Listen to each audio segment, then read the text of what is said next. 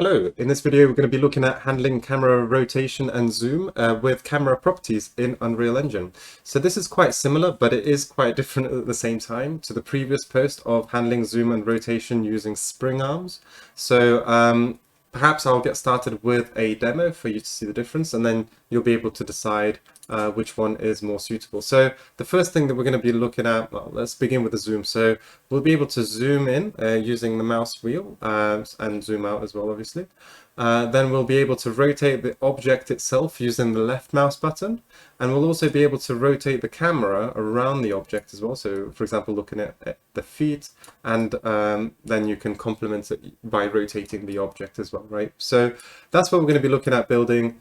And one more thing to mention is the zoom in has upper and lower bounds, so you can't zoom in more than a certain amount and you can't zoom out more than a certain amount.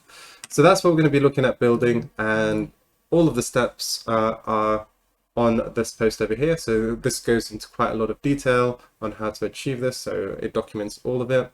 And I'll also include the link to the previous one as well, which uses the spring arm. So have a look at the demo there. Perhaps you'll make a hybrid, which basically uses both some spring arm options, some rotation from here as well. Feel free to design it as you like. But yeah, let's get started at looking at the blueprints. So with the blueprints, we'll get started with the character controller or player controller. And yeah, pretty much all of the blueprints can be found in here. So I didn't put anything in the event graph. I'll keep all the logic separate. And you can see I followed a pretty similar approach to before, where I'm creating bind, rotate, zoom events over here, then handling rotation and zoom in different graphs as well. So this can help with some debugging. So to begin with, just create an entry point. So this is just a custom event that we'll enter. And yeah, mine is called init, rotate, and zoom. And basically what we're going to do is call that from the object that you wish to rotate, right? So the object I'm looking to rotate is called player proxy blueprint. So from here, you can see event begin play. I've got this branch to make sure that I want to rotate this object. So your entry point will just begin here. So what you want to do is get the player controller and then call init, rotate, and zoom after casting it to that controller. So the other thing I will mention as well, it's probably good practice for you to simply set the input to the object that you wish to rotate, right? So this is how you do it. Just click plus, select the type of the object that you wish to rotate and give it a valid name. And then inside here, just, get reference to self and pass that down. So this will be a better way for you to get this. And I basically set the variable of the object you wish to rotate inside the player controller. So you can see there's my object that I wish to rotate. And I set that up. So instead, what I did was I get all actors of class just to keep this minimal. And for each one, I just check to make sure it's valid and set that up. And again, like, you only need the one. This is not really a good way to do it, but it is a alternate. You could get actor of class instead of this one, so bypassing this for each loop. But if you're going to be destroying the actors and recreating them, you might find that this is an invalid instance, right? So it might be up for garbage collection, so it'll still pop up, but it's not actually valid, right? So this is an alternate to basically setting this input. I would suggest you do the input instead. Okay, cool. So once you've reconciled the proxy, which is really just populating this variable with this object reference, you want to create your timer by event. So instead of this, again, you could use a tick. So the update tick event. So it's the one over here, basically, event tick. But I like using this set by timer. So feel free to use whichever one you like. I can control this over here with 0.03 seconds. This sounds good. Make this looping, and basically we want to execute these functions every 0.03 seconds, right? So that's what this is doing right now. Before I go into those, let's have a look at the action mappings. So basically what we have here is our actions mapped for left mouse click, right mouse click, and also zooming in and out. So zoom in and out. Okay, so when you left click, we're going to be setting this parameter to true, rotate in progress. And when you right mouse click, you want to set zoom in progress to true. As well as basically initializing your previous locations for X and Y. So those are required for evaluating drag, so that when you click, your drag will be sort of 0 at that instance, and then every tick will start evaluating the delta of X and Y, and we'll look at that shortly. And likewise, when we zoom in and out, we're going to be basically altering this zoom velocity, which will be affecting the field of view that we set on the camera. And again, we'll look at those shortly. But I just wanted to reference them to show how we configure those mappings, and that is inside Edit, Project Settings, and there's the input, and you can see all of the action mappings over here. So you can create new ones by clicking this plus sign, give them the names that you'd like. So mine are literally called right mouse click, left mouse click, zoom in and zoom out. And you can see that I've mapped them to, you know, right mouse button, mouse wheel up, etc. So that's how you configure these mappings. Okay, so next we can start looking into these blueprints. So the first part that we're going to look at is update drag, and we'll only want to do that if the zoom is in progress or rotate is in progress, which just means your left or right mouse button is pressed. So let's look inside there. So all we do is get the current location X and Y. We just put that in a local variable. You don't need to, but it just makes things a little bit neater. And what we do is get the delta for new X and new Y against the previous location X and previous location Y. So basically getting the difference between the two is your drag sum X and drag sum Y. And once you've got that, you simply set the new X to the previous X and the new Y to the previous Y, right? So that's how we evaluate the drag. Again, that's just simply the distance moved of the mouse from the last tick. So it's doing something pretty simple over here. So let's go back to these events, and the next thing that we'll look at is evaluate and set zoom. So this blueprint does not depend on the drag. So yeah, let's have a look at this anyway. And what we're going to be doing here is evaluating the field of view that we want the camera to be set to. So the field of view is a parameter on the camera. So if I have the camera selected, you'll be able to find this property called field of view, and you can see it's set to 90 degrees. So this is actually the lens that is currently effective on the camera. So for example, if I set that to 45 degrees, you can see it's actually zooming in, right? So likewise, if I go even lower, it's zoomed in some more. If you increase it over 90 degrees, it's actually zooming out further as well. So you can see it's basically changing the field of view over here. Now do be careful though, because these field of view, like lenses, you'll be effectively you'll have some lens distortion. So for example, if I set this to 200, you can see it's doing some madness, right? So do be careful with what you set that to. So I think, you know, between sort of 30 to 90 degrees, it should be quite fine. But obviously, you know, if you make it too low, well, you know, you're going to have lens distortion basically. So do play around with it and do be careful. Spring arms, you were basically changing the distance of the camera from the object. So that's not going to have lens distortion in that effect, right? So that could be one of the pros of using a spring arm for handling zoom. So yeah, do be careful with that. And let's keep going. So again, to loop this back, what we're doing in evaluate field of view is evaluating what should the new lens property be, right? So let's look inside. Okay, so inside the evaluate field of view functionality, what we want to do, well, first of all, is evaluate the upper and lower bounds that we want to zoom in on. So we do this by getting the current zoom velocity, and if it's increasing, we want to use the zoom out curve, and if it's decreasing, we want to use the zoom in curve. So curves are a generic Unreal functionality. And basically, it provides you an output given a certain input and the curve, right? So here we have the zoom in curve, and basically we've got two values in here. So one of them is at 15, 0, and the second one is 90 and 1. And the zoom out curve, we have 15 and 1.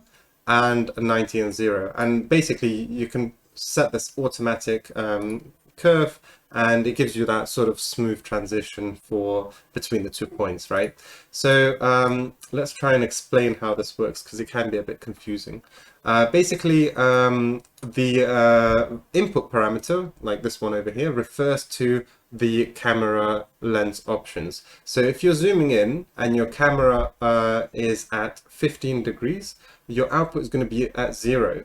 Now, if you basically zooming in means decreasing your lens option. So this also means that if you're currently at 90 degrees, you'll multiply the velocity by 1. So that just means that if you're decreasing that value, you can do, and it will prevent you from getting anything lower than 15. And it's basically vice versa on this one. So you can see if you're zooming out and you're already at 90 degrees, you're not going to be able to go lower than that. And we evaluate this inside process field of view, where we provide the zoom out curve and the zoom in curve. And we can see it over here. So there's the camera, you get the camera component, get the current field of view, you get the float value out of the curve, where the field of view is your input, okay? So this just means that this value here is going to be the multiplier, and we multiply the zoom velocity by that. So let's sort of dry run that, right? So imagine we're zooming in, and we're currently at 15 degrees, right? So 15 degrees should be the minimum allowed when you're zooming in. So the field of view is 15 degrees. You get the float value. So I think I referenced zoom in. There's my 15 degrees. Your multiplier is 0. So you go ahead and multiply your zoom velocity by 0, giving you 0, and you add that to your field of view, right? So therefore you haven't changed your field of view there. Now, vice versa, imagine you're at 90 degrees and you're zooming in, right? So your field of view is 90 degrees. You go into your curve, there's 90 there. Your multiplier is 1, right? So you get the output of 1. Your zoom velocity could be like -1 or something, right? You multiply that by 1, again, you get -1, and you add that to your process field of view. Therefore, you've gone from 90 to 89, and your new field of view is 89, okay? So that's how process field of view works. And yeah, let's go back.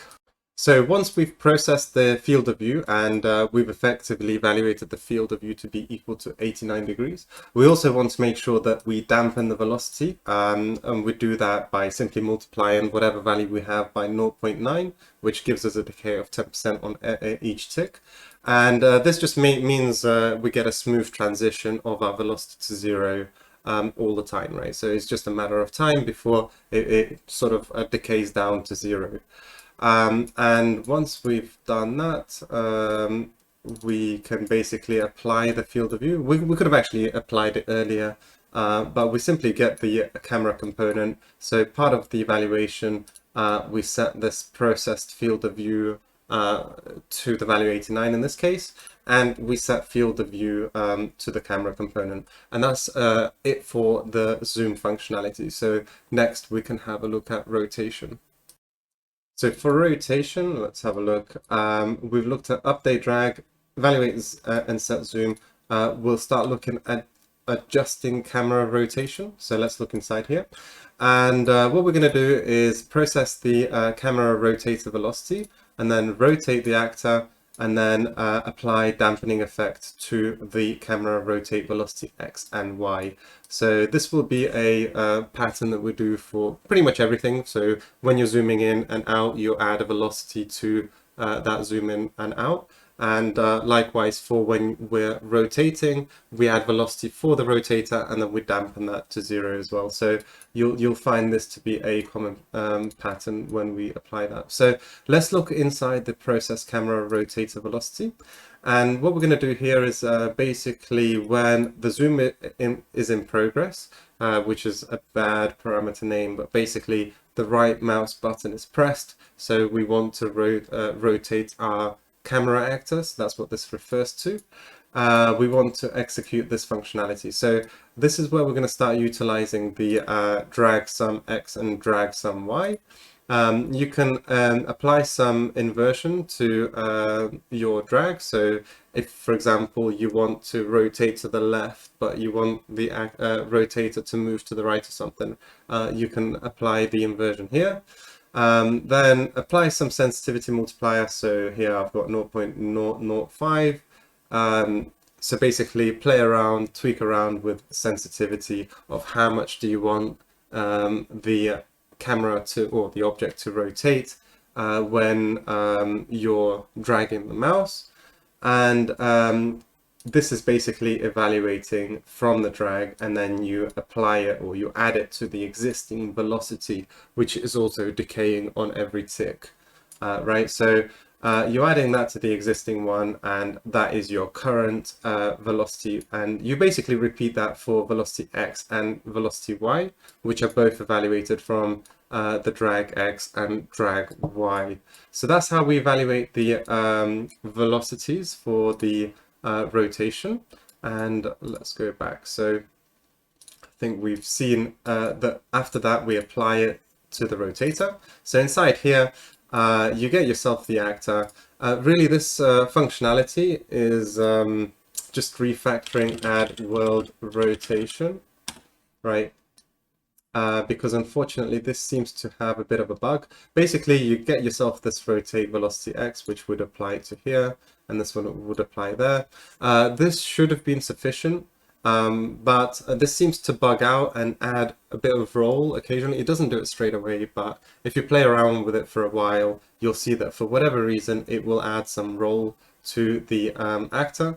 This is not desired. So basically, this is a refactored of add world rotation to actor, which is basically you take the actor, get the rotation currently, and then you add a little bit to the pitch. So X adds to the pitch, Y adds to the yaw, and then you set the actor rotation. And this does not seem to bug out. So that's how we're going to be rotating the actor. So in this case, the camera actor. So let's see there. And then over here, and then as we mentioned earlier, we're going to be adding some damping effect to the velocities, and that's basically it for adjusting the camera rotation.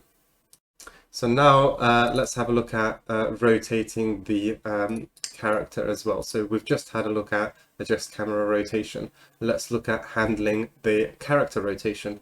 Also, I've put this delta seconds here as optional. So do note that this equates to this time over here. So feel free to play around this. This is not necessary. This can simply be part of the sensitivity multiplier.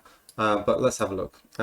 So basically, once inside, we do an is valid check on your object, just to make sure. As I said previously, I was deleting my object sometimes, so it made this invalid. And it threw some errors. It would fix itself, but still, I didn't want to have any errors. So that's why I have this check over here. Then we're going to handle rotate horizontal drag event, and then rotate the actor. So this is basically evaluating the velocity at which we're going to be rotating the object. So inside here, we just have a quick check to make sure that the rotation is in progress, which just means the left mouse is clicked. And if it is, we're going to process and set the rotate velocity, and the input for that is the drag sum X. So we don't actually need Y, we're only going to be rotating along the X axis. So let's look inside here. So remember, I've got the delta time, which is 0.03, and then I also have another sensitivity multiplier. So again, like I say, you could just merge the two in one, and it's going to be consistent because like our time parameter 0.03 is a constant, so that's why you can merge them together. But if you are putting this on the update tick event, then you can link it as it's shown here. So again, we're going to grab the drag X and multiply it by some multipliers, and then add it to the existing proxy rotate velocity, and that's how you get the new one. So again, we're going to be applying a decay to this later. And you want to make sure that you always apply decay. So regardless of whether the rotate is in progress or not, you want to bring that rotation to 0, which is why it's not part of this flow over here. But instead, and the dampening is happening over here. So again, regardless of whether rotate is in progress, which means your mouse is clicked, you want to make sure that that rotate velocity falls to 0. So yeah, once you've evaluated the velocity over here, you just want to rotate the actor using that velocity. So this is the same function that we just looked at earlier. And that's basically it. So now what we have is a call, so this timer by event, which calls these functions, and this simply evaluates what should the current state be. And this will handle the drag, so we evaluate what the drag is, which is used by these two functions. We also evaluate and set the zoom, which is the camera lens that's effective on your camera, and that's it. So let's just finish off with a quick demo again so that you can see what's happening. So again, the evaluation happens every 0.03 seconds, which basically means that we're processing this every 0.03 seconds. You could make this less smooth or more smooth by changing that timer. Again, we're going to be using a curve function to evaluate how much we zoom in or out, as well as the smoothness in between. We're also able to left click and rotate the object in the middle, and then we're able to right click and adjust the camera rotation on the object as well. And that's it for this episode. Good luck, and yeah, see you next time. Bye.